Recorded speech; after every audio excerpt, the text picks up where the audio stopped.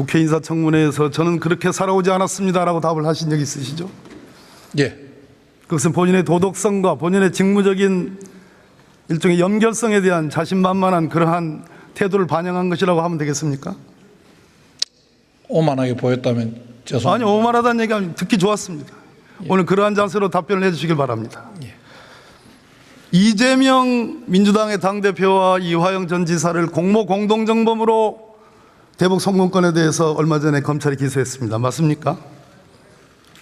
기소한 사실만 알고 있습니다. 아, 이거는 한동훈 버전하고 좀 다른데요. 왜 이렇게 많이 모르죠?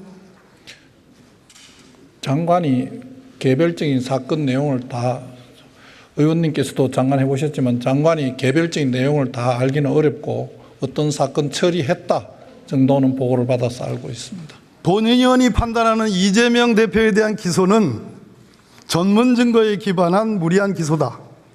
아무런 직접 증거와 정황 증거조차도 없다. 심지어 서울중앙지법 판결문에는 그 이화영으로부터 들었던 김성태의 진술이 전문 증거에 해당하는지조차도 판단을 못하고 있습니다. 저는 그렇게 보는데 우리 장관께서는 잘 모르십니까? 이 부분에 대한 견해가 없습니까? 개별적인 사건의 증거 판단에 대해서는 재판 과정을 통해서 밝혀질 것으로 생각합니다.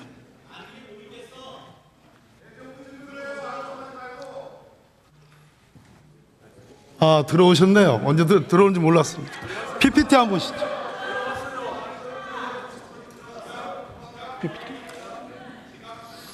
이재명 케이스라고 지칭합니다. 그리고 윤석열 케이스라고 지칭합니다. 소위 말해서 대북 송금 케이스 이재명 이화영. 최상병 수사 외압과 관련해서 윤석열로 대통령이지만 이름을 적었습니다. 첫째 쟁점, 통화 여부.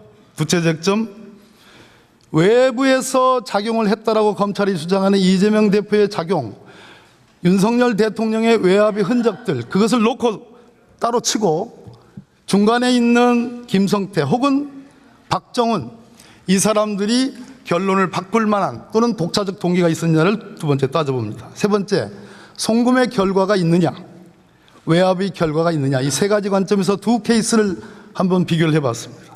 이재명 당대표나 이화영 부지사는 통화한 사실을 인정하지 않고 있습니다. 대통령은 초기에 소위 내용적으로 격려했다는 것을 인정하지 않지만 이종석 국방부 장관과 통화한 사실을 인정하고 있습니다. 무려 8번의 통화의 근거들이 통화 내역으로 객관적 증거로 확보되어 있습니다. 그런 차이가 있습니다. 김성태의 주가 부양, 김성태는 쌍방울과 함께 나노스라는 자회사를 만들어서 주가 부양의 필요성이 있었고 대북 관련 사업을 추진을 해왔습니다. 그 결과 엄청난 주가 차익을 냈습니다. 박정훈 단장은 어렵게 수사를 해가지고 어렵게 이첩을 했음에도 불구하고 외압으로 외에는 설명하기 어려운 상황이 박정훈 단장의 입장입니다. 대북 송금의 결과가 무엇이 있습니까? 대북 송금의 결과 무려 90억 원이라는 어마어마한 돈이 북한에 꽂혔다는 것인데 북한 측으로부터 어떠한 유무형적인 객관적인 화답의 근거, 최소한의 의사표시의 근거도 있지 않습니다. 최혜병 외압 사건은 장관이 아시다시피 원하는 대로, 대통령이 원하는 대로 말 그대로 기록을 회수했고 박정훈 대령의 보직을 해임했고 최종적으로 8명의 혐의자들이 2명으로 축소됐고 임성근 1사단장이 혐의자에서 빠졌습니다. 이렇게 명백한 결과가 있습니다. 본 의원이 볼 때 이재명, 이화영 케이스가 기속감이라면 적어도 수많은 대통령의 이 여러 흔적들을 놓고 볼 때 기소, 물론 불기소 특권이 있지만 불소추 특권이 있지만 충분히 기소하고도 남는 그러한 증거관계가 확보됐다고 생각합니다. 이 점에 대해서 우리 법무부 장관은 어떻게 생각하십니까? 이화영 씨의 재판의 과정에서 이화영 씨가 지금 주장하고 있는 내용들이 1심에서 일부 판단된 것으로 알고 있고 그 나머지 이재명 대표에 대한 재판과 이화영 씨 재판에서 2심에서 그 주장 내용들의 진실 여부는 밝혀질 것으로 생각합니다. 원론적인 그리고 대통령에 대한 부분은 제가 그 입법 청문회 자리에 하루 종일 있었습니다만 구체적으로 어떤 내용이 죄가 되는지 어떤 내용이 구체적 사실이 입증되었는지는 제가 그 자리에 있으면서 잘 알기는 어려웠습니다. 공수처에서 현재 수사 중에 있으니까 잘 수사해서 밝혀질 것으로 생각합니다. 주가 부양 기록입니다. 쌍방울의 자회사 나노스의 주가 부양 기록. 2019년 1월 달에 불과 열흘도 채 안 된 상태에서 한 주당 5천 원 하던 주식이 9천 원으로 폭등했습니다. 이것으로 김성태는 2천억 원에서 1,000억 원의 그러한 주가 차익을 얻었다는 그런 보도도 있습니다. 처음 듣는 얘기입니까? 그 보도에 대해서는 법원에서 그 판단을 한 것으로 저는 알고 있습니다. 그렇지 않습니다. 23년 8월 2일자 대통령의 통화 내역을 보겠습니다. 보십시오. 12시 7분, 12시 43분 대통령은 이종섭 장관과 통화합니다. 그리고 해임 통보 처분이 불과 2분 만에 이루어집니다. 오후에 12시 57분, 13시 30분, 15시 40분, 16시 21분 대통령은 이종섭 장관하고 통화하고 문재인 신범철 차관과 3번에 걸쳐서 통화를 나눕니다. 신범철 차관 국회 법사위에 나와서 이 통화는 기록의 회수와 관련되어 있다고 증언합니다. 국회 속기록은 법원에 제출되면 당연히 증거 능력이 있는 서류가 됩니다. 아시죠? 크게 답하시죠. 예, 증거로 뭐 필요하면 채택할 것으로 알고 있습니다. 결국은 그날 저녁 7시 어렵게 이첩됐던 사건 기록은 접수하지 못한 채 국방부로 회수됩니다. 모든 지표가 대통령을 향하고 있습니다. 대통령을 이 외압의 실체에서 빼면 설명이 되지 않습니다. 저는 이렇게 보는데 어떻게 생각하십니까? 지금 의원님께서 말씀하신 자료만으로 뭐 대통령실이나 국방부 관계자의 조직적인 개입이 있었다는 사실이 밝혀졌다 하는 주장에 대해서는 동의하기 어렵습니다. 공수처에서 필요한 수사를 진행 중이고 그 사실이 밝혀질 것으로 알고 있습니다. 한동훈 저의 후임 법무부 장관이고 우리 박성재 장관의 전임 장관입니다. 예. 여당의 비상대책위원장을 했죠. 실질적인 2인자였습니다. 한동훈 전 위원장이 특검을 수용해야 된다라고 했습니다. 어떻게 생각하십니까? 그 뭐 개인의 의견이라고 생각하고 그 특검의 수용이 현재 민주당에서 제출한 저 특검법안에 대해서 찬성한다는 것으로는 알고 있지 않습니다. 그러면 제3자 특검이면 받아들일 용의가 있습니까, 장관은? 그거는 뭐 의원들께서 협의해서 의원들의 합의로 한다면 제가 뭐라고 말씀드릴 내용은 아니라고 생각합니다. 단지 현재 지금 제출되어 있는 법안은 위헌성이 많아서 저희들 법무부 입장에서는 지금과 같은 내용으로 똑같이 의결이 된다면 재의결 요구를 할 수밖에 없는 거 아닌가 이런 생각을 합니다. 한동훈 위원장은 그러면서 이 특검을 제3자 특검을 수용해야 될 이유가 대통령의 탄핵을 막기 위해서다라고 했습니다. 그러면 그 특검은 뭡니까? 면죄부를 주는 특검 아닙니까? 대통령의 탄핵을 막기 위해서 하는 특검, 제3자 특검이라면 그 특검이야말로 설계가 대통령의 직권남용 혐의에 대해서 면죄부를 주는 특검 아닙니까? 만약에 대통령이 직권남용에 대해서 혐의가 잇따로 나온다면 그것은 탄핵을 면치 못할 사유 아니겠습니까? 그런 점에서 한동훈 위원장의 제안은 사실 말 일종의 뭐랄까요? 꼼수라고 보여집니다.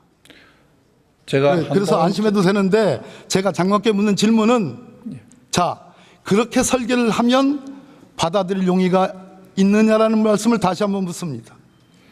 제가 판단할 내용은 아니라고 생각합니다. 박성재 장관님, 예. 오늘 검찰총장이 검사 사진에 대한 탄핵소추 동의를 법사위에 올리는 그것에 대해서 한마디 했습니다. 예. 이재명 대표가 재판장 뭐 역할을 한다든가 뭐 그런 얘기를 했습니다. 그렇죠? 예. 검사를 탄핵하면 재판장이 됩니까? 검사를 탄핵하면 대한민국에서 재판장이 됩니까? 대한민국에서 헌법이 공무원에 대한 탄핵 소추의 권한을 어디서가 갖고 있습니까? 법원이 갖고 있습니까? 비유가 잘못됐다는 얘기입니다. 이것은 국회의 헌법상의 권한입니다. 어떠한 공무원도, 헌법에 규정되어 있는 어떠한 공무원도, 심지어 대통령조차도 국회가 위헌 위법한 행위로 판단하면 소추할 수 있는 겁니다. 그것을 한나라의 검찰총장이 제1야당의 대표를 향해서 재판장이냐 이렇게 물었습니다. 논리도 맞지 않을 뿐더러 그렇게 시비 걸릴 그런 이유가 됩니까? 도대체 하늘 아래 검찰이 얼마나 강하면, 얼마나 무소불위면 이렇게 오만한 언급을 할 수 있습니까? 장관으로서 이 점에 대해서 깊게 질책을 할 용이 없습니까? 한 말씀 드려도 되겠습니다. 그러십시오. 검찰총장의 오늘 말씀하신 것에 대해서는 저는 개인적으로 동의합니다. 특정 정치인을 수사하였다는 이유로 검사에 대해서 보복적으로 탄핵이라는 수단을 내거는 것은 탄핵 제도의 취지에 맞지도 않을 뿐더러 검사들을 정치적으로 압박하는 모습은 수사기관의 정치적 중립성과 형사사법 시스템의 근간을 흔드는 일이라고 생각합니다. 검찰총장이 말하는 피고인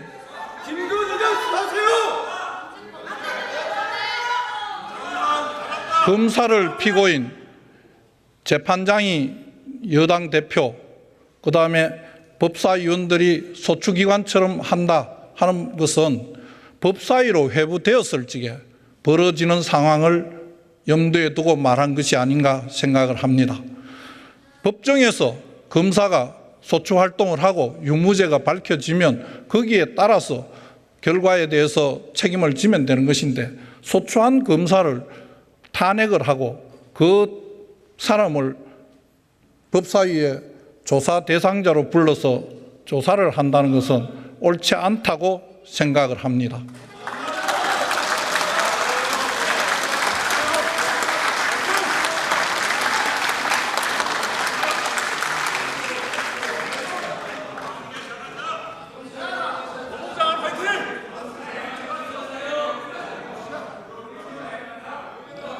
박성재 장관님, 예.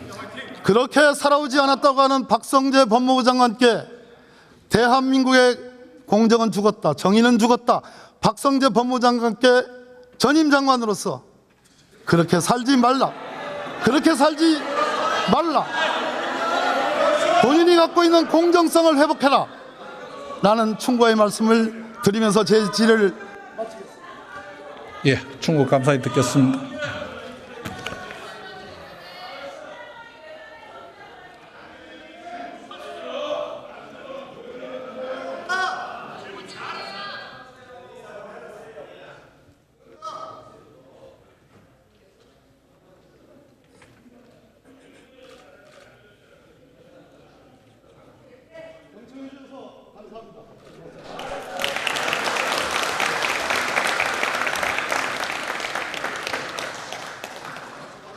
인사하고 가세요.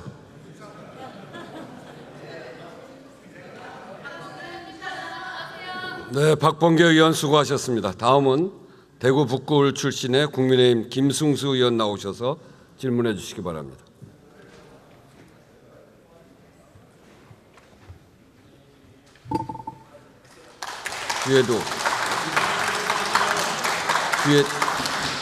뒤에도 인사하시죠.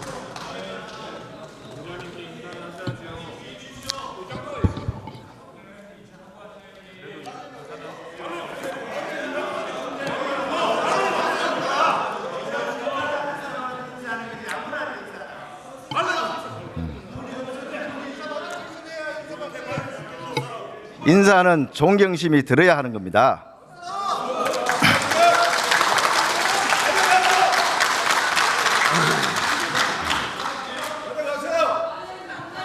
존경하는 선배 동료 의원 여러분, 대구 북구월 출신 국민의힘 김성수입니다. 요즘 우리 국회를 보면은 민주국가의 국회가 아닌 일당 독재국가의 국회와 다를 바 없어 보입니다. 민주당의 법사위 운영이 강탈, 걸핏하면 거대 야당이 힘자랑을 하면서 마구 던지는 막다바식 특검과 탄핵, 국회 선진화법을 악용해서 단독으로 밀어붙이는 각종 정치적 악법. 정말 오늘도 그렇습니다. 이 대정부 질문 본회의에는 합의 안 된 쟁점 법안은 상정 않는 것이 관리였습니다. 그런데 오늘 민주당은 사상 초유로 특검법을 오늘 상정해서 처리한다고 합니다. 자기당 대표의 사법처리 회피를 위한 방탄과 대통령 방법 잡기를 위해서는 최소한의 수치도 정치적 도의도 없는 것 같습니다.